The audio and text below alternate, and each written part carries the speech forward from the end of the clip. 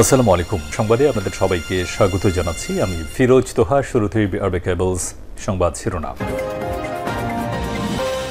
বাংলাদেশের সর্বশেষ গুরুত্বপূর্ণ আপডেট সংবাদে আপনাকে স্বাগত। শুরুতেই সংবাদ শিরোনাম, পরে বিস্তারিত।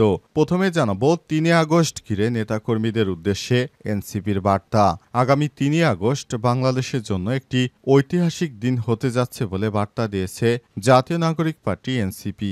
এদিনের কর্মসূচি বাস্তবায়নে সারা দেশের নেতাকর্মীদের নির্দেশনা দিয়েছেন দলটির সদস্য সচিব আক্তার হোসেন। এরপর জানাবো, শেখ হাসিনা ফেরত আসলে বাংলাদেশকে ভারতের অঙ্গরাজ্যে পরিণত করবে বললেন বিএনপি নেতা দুলু। বিএনপির কেন্দ্রীয় নির্বাহী কমিটির সদস্য সাবেক উপমন্ত্রী রুহুল কুদ্দুস তালুকদার দুলু বলেছেন, দেশকে যারা সন্ত্রাসের অভয়ারণ্য ভূমিতে পরিণত করেছিল, এদেশের ছাত্র জনতা সেই ফ্যাসিস্টকে উৎখাত করেছে। আজকে অভ্যুত্থানের 1 বছর না যেতেই আবার ষড়যন্ত্রের চক্রান্ত শুরু হয়েছে। কয়েকদিন ধরে সেই পুরনো ফ্যাসিস্ট আবার ভার্চুয়াল মিটিং করে দেশকে অস্থির করার চেষ্টা করছে। শেখ হাসিনা যদি ভারত থেকে ফেরত আসতে পারে, বাংলাদেশকে ভারতের অঙ্গরাজ্যে পরিণত করবে, তখন আর আমরাও থাকবো না, আপনারাও থাকবেন না। এদিকে আজ জামাতের আমিরের ওপেন হার্ট সার্জারি। জামাত ইসলামের আমির ডাক্তার শফিকুর রহমানের হৃদযন্ত্রে অস্ত্রোপচার করা হবে আজ। দলটির সেক্রেটারি জেনারেল মিয়া গোলাম পরোয়ার জানান, ইউনাইটেড হাসপাতালে চিকিৎসাধীন ডাক্তার শফিকুর রহমানের স্বাস্থ্য পরীক্ষায় হৃদযন্ত্রে 5টি ব্লক পাওয়া গেছে। তিনি সার্জন অধ্যাপক জাহাঙ্গীর কবিরের নেতৃত্বে একটি মেডিকেল বোর্ডের অধীনে চিকিৎসা নিচ্ছেন। আজ তার ওপেন হার্ট সার্জারি করা হবে। এদিকে ছাত্রলীগের ঝটিকা মিছিল থেকে ধাওয়া দিয়ে 2 জনকে ধরল পুলিশ। দিনাজপুরের কাহারোলে নিষিদ্ধ ঘোষিত ছাত্রলীগের ঝটিকা মিছিলের সময় একটি মোটরসাইকেল সহ 2 জনকে আটক করেছে পুলিশ। ছাত্রলীগের দিনাজপুর জেলা শাখার উদ্যোগে কাহারোল উপজেলার 1 নং ডাবর ইউনিয়নের মাল্টারমোড় এলাকা থেকে ঝটিকা মিছিল বের করলে পুলিশ তাদের আটক করে। এবং সর্বশেষ জানাবো, ইরাকে আরবাইন উপলক্ষে সর্বোচ্চ সতর্কতা জারি। ইরাক জুড়ে আরবাইন উপলক্ষে শুরু হয়েছে সর্বোচ্চ নিরাপত্তা ব্যবস্থা। আগামী 4 আগস্ট থেকে আনুষ্ঠানিকভাবে আরবাইনের নিরাপত্তা পরিকল্পনা কার্যকর হবে বলে জানিয়েছে দেশটির নিরাপত্তা কর্তৃপক্ষ। রাজধানী বাগদাদ সহ কারবালা, নজাফ এবং আশপাশের অঞ্চলগুলিতে আইনশৃঙ্খলা বাহিনী সতর্ক অবস্থায় থাকবে। প্রতিবছর লাখ লাখ তীর্থযাত্রী এই সময় কারবালায় সমবেত হন। ফলে সম্ভাব্য যে কোনো ধরনের হামলা বা বিশৃঙ্খলা ঠেকাতে নেওয়া হচ্ছে আগাম প্রস্তুতি। প্রিয় দর্শক, এতক্ষণ শুনছিলেন সংবাদ শিরোনাম, এবারে বিস্তারিত। তবে তার আগে বন্ধুরা, অনুরোধ থাকবে সংবাদটিতে একটি লাইক দিন। এই চ্যানেলে আপনি নতুন হয়ে থাকলে আমাদের সংবাদটি দেখতে দেখতে চ্যানেলটি সাবস্ক্রাইব করে রাখুন। কমেন্ট করে বন্ধুরা আপনার মূল্যবান মতামত জানিয়ে দিন আপনি বিশ্বের কোন দেশ থেকে বা বাংলাদেশের কোন স্থান থেকে আমাদের সংবাদটি দেখছেন এবং শুনছেন। আর বন্ধুরা, এই সংবাদটি আপনার সোশ্যাল মিডিয়া ফেসবুকে শেয়ার করে বন্ধুদেরও দেখার সুযোগ করে দিন। আর কমেন্ট করে জানিয়ে দিন আপনি বাংলাদেশের বা বিশ্বের কোন স্থান থেকে আমাদের সংবাদটি দেখছেন এবং আমাদের সঙ্গে রয়েছেন। এবারে বিস্তারিত। আগামী 3 আগস্ট ঘিরে নেতাকর্মীদের উদ্দেশ্যে এনসিপির বিশেষ বার্তা। আগামী 3 আগস্ট বাংলাদেশের জন্য একটি ঐতিহাসিক দিন হতে যাচ্ছে বলে জানিয়েছে জাতীয় নাগরিক পার্টি এনসিপি। এদিনের কর্মসূচি বাস্তবায়নে সারা দেশের নেতাকর্মীদের দিক নির্দেশনা দিয়েছে দলটির সদস্য সচিব আক্তার হোসেন।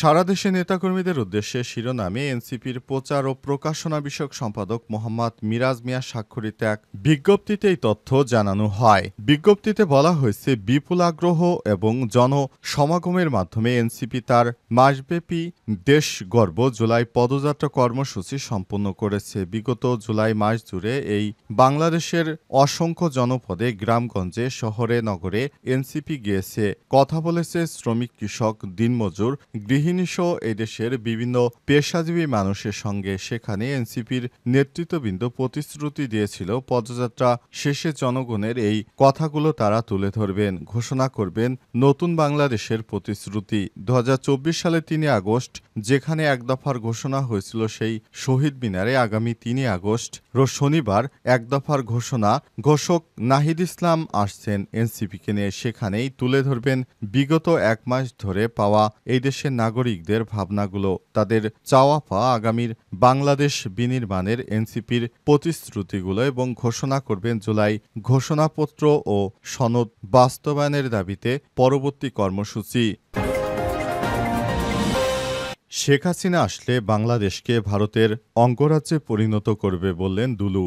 বিএনপির কেন্দ্রীয় নির্বাহী কমিটির সদস্য সাবেক উপমন্ত্রী রুহুল কুদ্দুস তালুকদার দুলু বলেছেন, দেশকে যারা সন্ত্রাসের অভয়ারণ্য ভূমি বানিয়েছিল এদেশের ছাত্র জনতা সেই ফ্যাসিস্টকে উৎখাত করেছে। আজকে অভ্যুত্থানের 1 বছর না যেতেই আবার ষড়যন্ত্র চক্রান্ত শুরু হয়েছে। কয়েকদিন ধরেই সেই পুরনো ফ্যাসিস্ট আবার ভার্চুয়ালি মিটিং করছে, দেশকে নিয়ে ষড়যন্ত্র করছে। এবার শেখ হাসিনা ভারত থেকে দেশে আসতে পারলে বাংলাদেশকে ভারতের অঙ্গরাজ্যে পরিণত করবে। আজ বিকালে নাটোরের নলডাঙ্গা উপজেলা মনিনপুর কলেজ মাঠে আয়োজিত জুলাই পদযাত্রার স্মরণ সভায় প্রধান অতিথির বক্তব্যে সব কথা বলেন তিনি।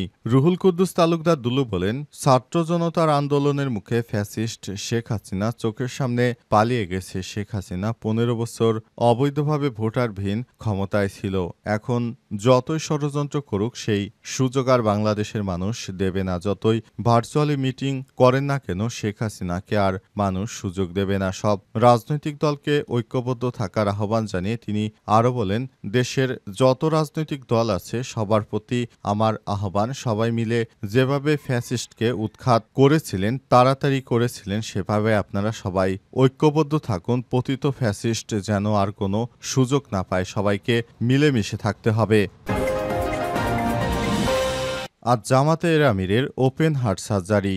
জামাত ইসলামের আমির ডক্টর শফিকুর রহমানের হৃদযন্ত্রে অস্ত্রোপচার করা হবে আজ শনিবার। দলটির সেক্রেটারি জেনারেল মিয়া গোলাম পরোয়ার জানার ইউনাইটেড হাসপাতালে চিকিৎসাধীন ডক্টর শফিকুর রহমানের স্বাস্থ্য পরীক্ষায় হৃদযন্ত্রে 5টি ব্লক পাওয়া গেছে। তিনি সার্জন অধ্যাপক জাহাঙ্গীর কবিরের নেতৃত্বে একটি মেডিকেল বোর্ডের অধীনে চিকিৎসা নিচ্ছেন। চিকিৎসকরা তার জন্য ওপেন হার্ট সার্জারি নিরাপদ মনে করেছেন।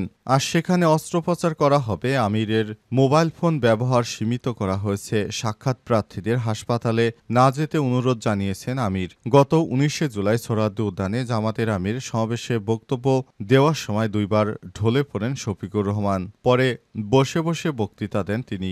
2 দিনের বিশ্রামের পর তিনি রংপুর, খুলনা, মৌলভীবাজারে দলীয় কর্মসূচিতে যোগ দিয়েছেন। এরপর আবার অসুস্থ হয়ে বুধবার হাসপাতালে ভর্তি হন। পরীক্ষায় হৃৎপিণ্ডে গোলক ধরা পড়েছে তার। জামাতের নায়েবে আমির অধ্যাপক মুজিবুর রহমান দলীয় প্রধানের রোগমুক্তির জন্য দোয়া করতে সবাইকে অনুরোধ করেছেন। বাংলাদেশ জামাত ইসলামের আমির ডক্টর শফিকুর রহমান যেভাবে দলটিকে এগিয়ে নিয়ে যাচ্ছেন সেটি অত্যন্ত প্রশংসার দাবিদার। কারণ তিনি না থাকলে হয়তো জামাত এভাবে গঠিত হতে পারত না।